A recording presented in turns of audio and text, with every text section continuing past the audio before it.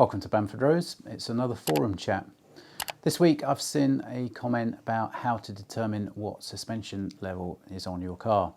You know, maybe you're new to the car, you know, it's 05, something like that, you know, it's had a handful of owners, and really you've got no idea what someone may or may not have done, upgrading, repairing in the past. And, you know, if you drive the car and the handling isn't to your liking, then being able to tell what's on your car could mean a difference between, you know, maybe just tweaking a spring if the damper was okay, or having to change spring and damper because fundamentally especially the older dampers are quite compromised.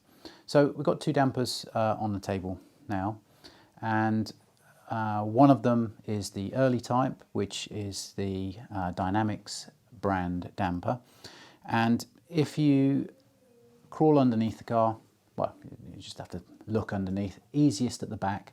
Yeah, you'll see the damper coming down at an angle. Look at that bottom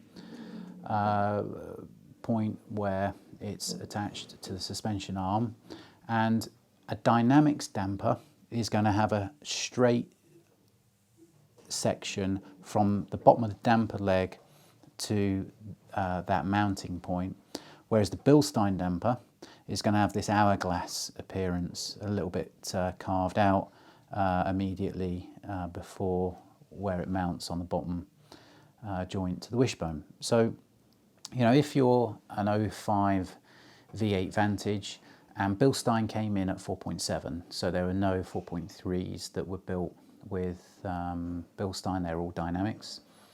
And there were no 450 horsepower original DB9s built with Bilstein, they were all Dynamics.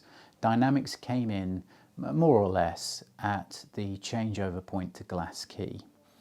So if you've got a conventional key start car, then they are most certainly, unless they've been upgraded, all going to be Dynamics. Now it's this Dynamics damper that's the real problem. This is what prevents these cars handling properly. You know, there's some error states to that Dynamics damper. It is crashy, low speed, yet there's body roll, and high speed you can set it up in a corner and it almost wants to pogo in the corner, pitching from one end of the car to other. It doesn't feel stable in the corner. High speed driving around A roads, that initial handling at turn in, much more sharper, much more precise, a lot more feedback from the Bilstein damper, whereas the Dynamics damper sort of just wallows and falls into a turn. As the cars age, the Dynamics damper leaks a lot of fluid from the damper shaft, so the comment at service of the damper being misted or there being a significant leak down the leg of the damper is quite common. So whether you had to change because handling characteristic was poor, or you've been pulled up at MOT or service saying there was a leak, then you want to see what's on your car. So if someone has upgraded in the past, because upgrading the Multimatic damper to Bilstein damper is very, very popular, then immediately you can tell if that's already been done by that quick sanity check of damper level by looking at the lower bit of the damper leg that I just explained earlier. So if you are on the old Multimatic damper, then really there are two choices. One is retrofit Vantage S Bilstein, upgrade the anti-roll bar and bushing, fast road geo setup, and that's going to be a sweet ride. Next level on from that will be our own Bamfordrose upgrade of electronic switchable, and this is where we take a Bilstein electronic damper and we have a control button located inside the cabin, and you can switch it between stiff and soft modes. This is only a modification needed for some. Some people want both ends of the spectrum. Other people on a motorway cruise just want the softness, maybe because someone's in a passenger seat and they don't want the jarring ride that maybe as a driver you're quite happy with all of the time. So there's different reasons why people would select the switchable, and an electronic wire coming out of the top of a damper is where most modern cars are, and there's a reason for that. That's because it gives you flexibility. I wouldn't advise on any other form of damping. There are more motorsport orientated dampers out there. There's a few error states with these. They don't have weatherproofing on the damper shaft, and if you go on these companies' website, Nitron will be one, it actually says you need to rebuild the dampers quite frequently, because I think it's annual, because of no weatherproofing means damage to the shaft. This isn't a good thing, and if you use your car in all weathers, then you don't really want to be rebuilding your dampers frequently. The next is that there's a significant amount of isolation going on these dampers, because they are road car dampers. Isolation at the top and bottom of the damper, and if you look at a lot of the more motorsport ones, there's zero rubber isolation, and that means you feel every bang and knock, and it sounds quite harsh. So for lots of reasons, I just wouldn't go down these routes, and the retrofitting Bilstein dampers from newer models is definitely the way to go.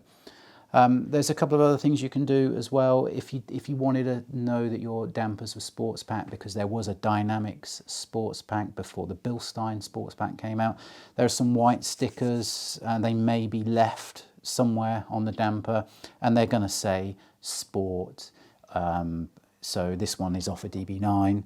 It says AM803, which is the code for DB9. And then it says manual Valente rear. There's no sport after that, so you can defer from that it's not a sport pack damper. Sport pack dampers normally coincided with sport pack wheels and under surface trays, especially on DB9, so you can do another little bit of detective work there to see if you are sport pack or not. You could enter the VIN number into the dealer system, and it's going to have a build sheet, and it's going to say what damper was fitted, but I've known that to be incorrect. I've had cars that were stated as being Bilstein damper cars when they weren't. They were run out Multimatic dampers. But if you're way earlier than the cut-off or way after the cut-off, then you're safe to assume that you've got one brand or the other. As I mentioned earlier, the route to getting the ride and handling that you want isn't just in the damper.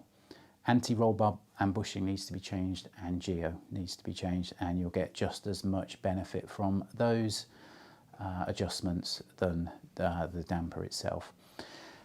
If you've got the old level Multimatic dampers on your car, there are some lowering springs, and people sometimes fit those. I advise against that. It's a compromised damper. The damper tune, the way the damper behaves, is fundamentally flawed. So sticking a different spring on that damper is just not the way to go. I mean, it might drop it down a little bit, might look a little bit better, but ultimately you're not going to be changing the ride characteristics so much so that it ticks all your boxes. And it's still going to be extremely crashy, low speed. It might have got rid of some of the body roll, but in terms of pitch and stability in a corner and that initial tip in, it's still going to behave basically the same. I'd never ever invest money in the Dynamics dampers at all. It's definitely the best move to retrofit Bilstein dampers from the newer cars, and that's the same for DB9 as well. You can get the electronic damper from DB9. Okay, your car might not be enabled with the electronic architecture for electronic damping, but that can be done in the aftermarket world. So you can fit electronic dampers, retrofit these dampers from newer DB9 onto your older DB9. This is the beauty about how Aston evolved the platforms, the VH platform for V8 and DB9, you can retrofit all the newer stuff onto the older level cars and result in a really good upgrade. And you know, it's kept factory. It's got all of the noise, vibration, harshness characteristics that the factory have engineered into that product, and you've retrofitted that to your car. That's much better than taking some aftermarket, more race orientated product and fitting that on and ending up with a car that's got that aftermarket feel to it. You know, you don't want that. Anyway, I hope that helps, and see you in the next video.